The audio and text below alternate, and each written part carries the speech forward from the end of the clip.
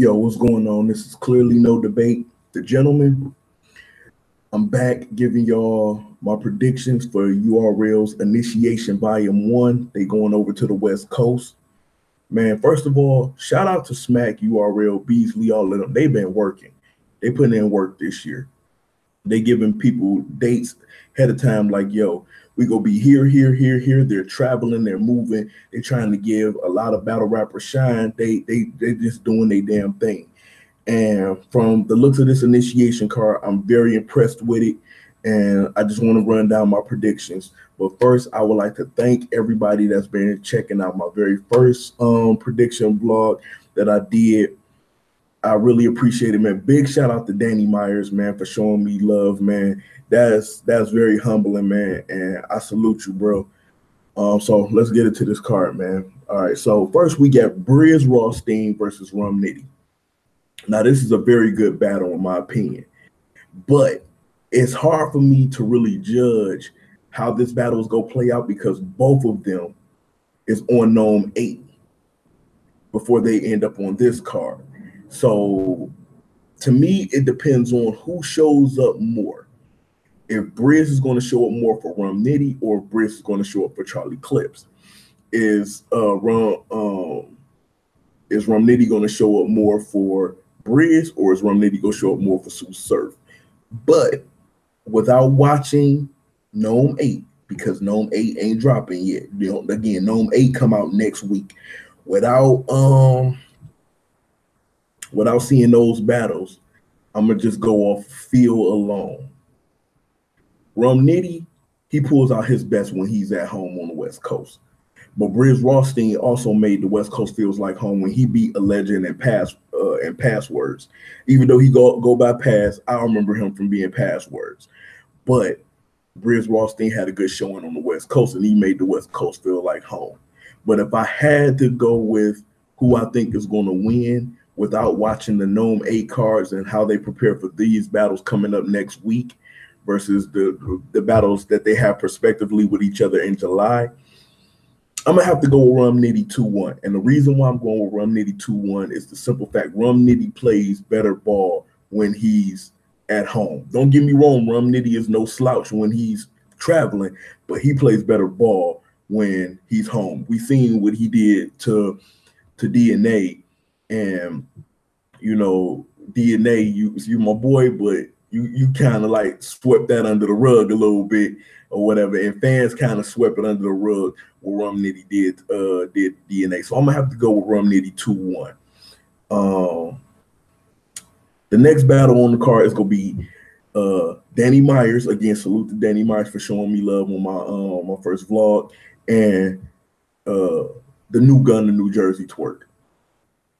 Very interesting battle.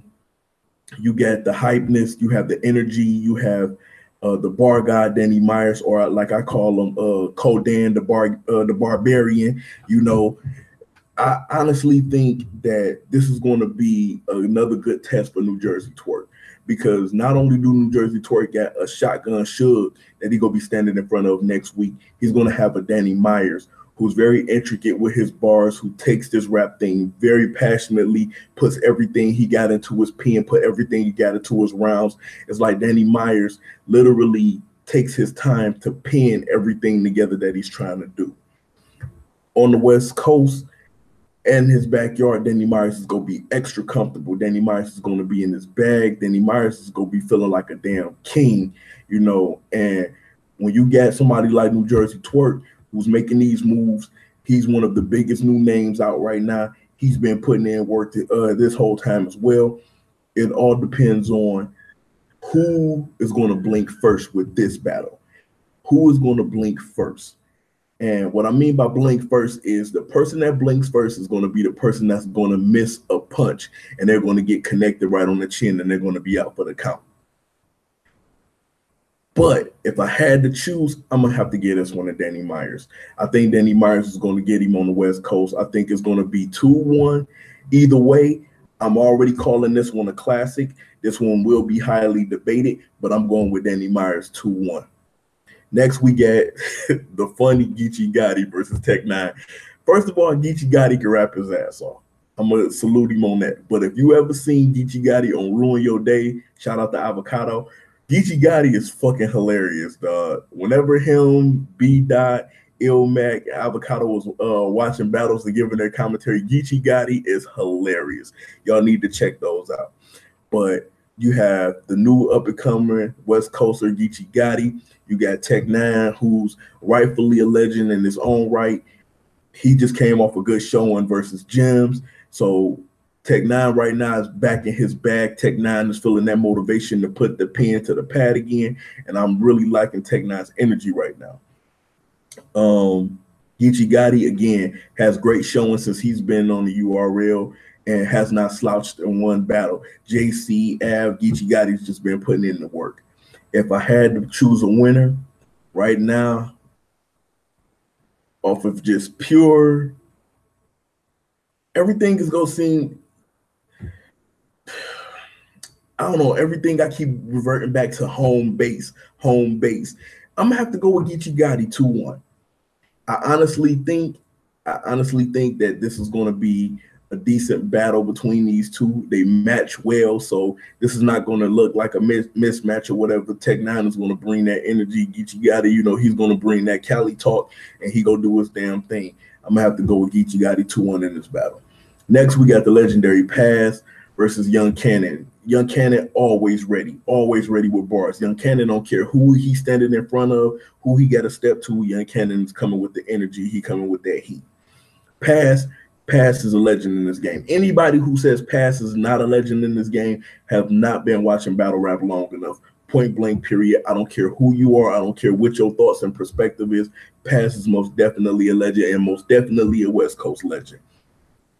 But seeing that Paz did not have a strong showing in the West versus Briz Rothstein, Young Cannon had a great showing versus Danny Myers on the West. I'm going to have to edge this one to Young Cannon.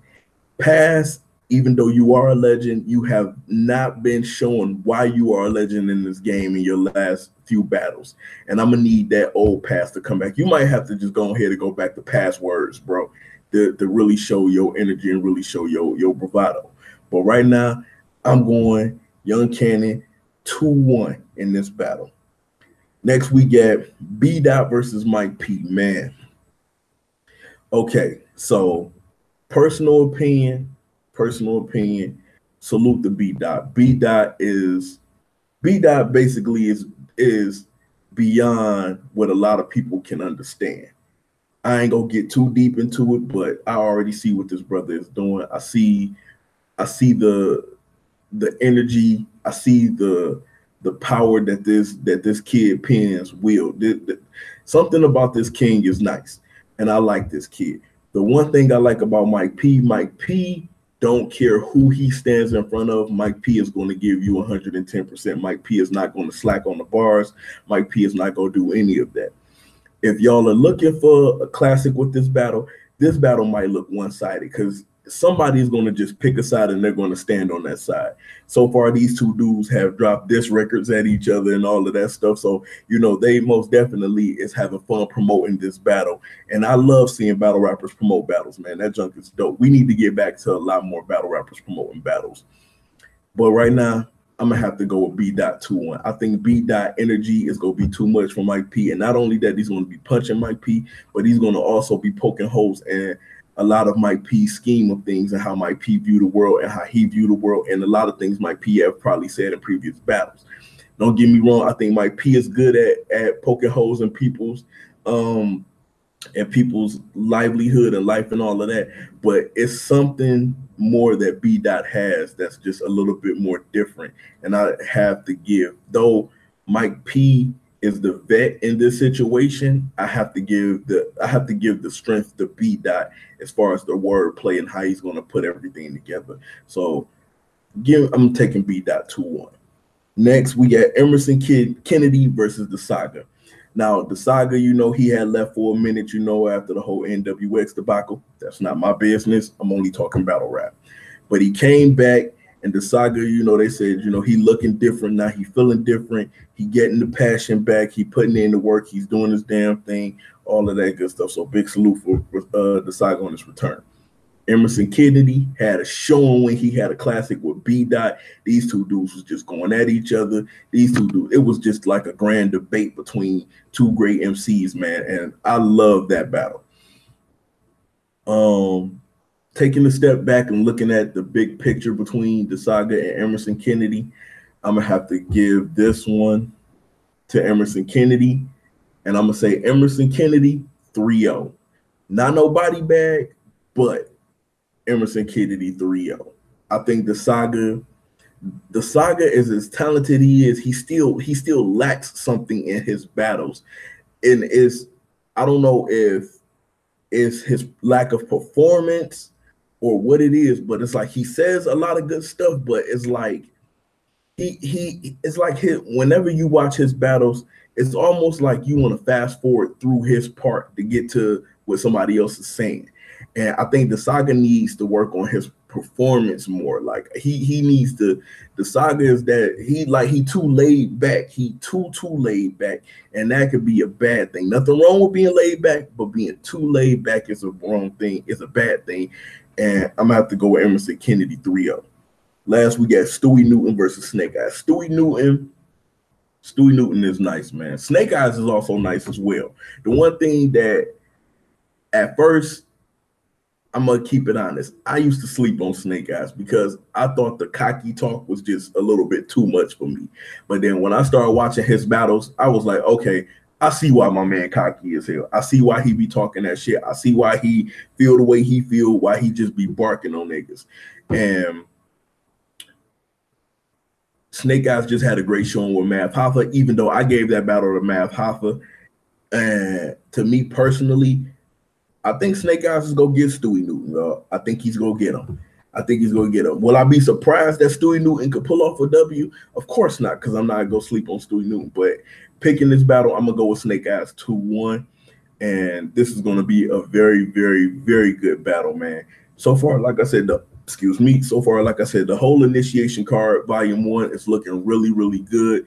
URL did their damn thing with this one. And I'm looking forward to seeing hella fat, interesting battles with this whole entire card. So that's my predictions. Go ahead, leave your comments and your thoughts and all of that stuff. And I'll see y'all with the next predictions. I'll see y'all with recaps and all of that good stuff. I'm about to go sit back, relax, listen to this Nas album. I'll holla at y'all next time.